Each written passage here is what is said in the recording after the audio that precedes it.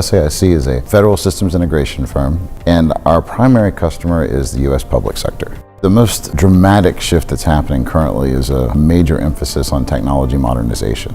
There's a focus on more aggressive integration and use of public cloud and private cloud services.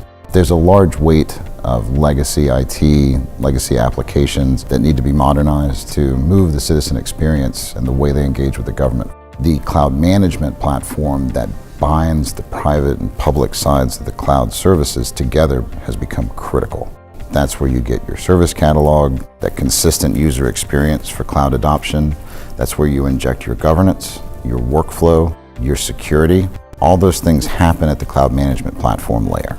Underneath that is all the public cloud services from Amazon, Azure, Google, VMware, and other private side environments. That CMP, that cloud management platform, is the anchor, and government is really moving forward and adopting CMP as the standard framework for getting to cloud and managing that.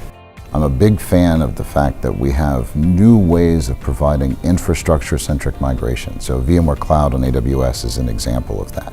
Our customers have, again, a weight of legacy applications that need to be modernized and need to be moved to the cloud to get those economies. So the more tools we can give the government to get to milestones on that cloud journey quickly and start seeing some of those cloud economies and cloud agility benefits, the better off we all are. So I'm excited about VMware Cloud on AWS as an enabler for infrastructure-centric migration. Moving out a little further, we have what's being called enterprise cloud services. This is where it gets really exciting. The US government has 7,000 plus critical infrastructure applications. Just like the highways or the power grid, we have an application infrastructure that's just as critical.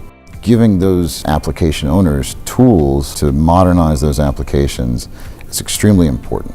So one of the ways we're going to do that is with enterprise cloud services. What that will look like in the future is instead of having thousands of applications, we'll have thousands of configurations against a handful of platforms.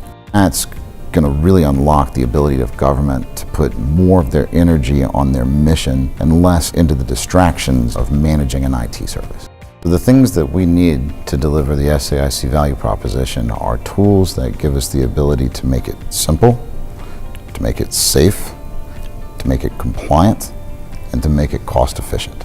So the more tools we can give the government to get to milestones on that cloud journey quickly and start seeing some of those cloud economies and cloud agility benefits, the better off we all are. Governance is absolutely critical.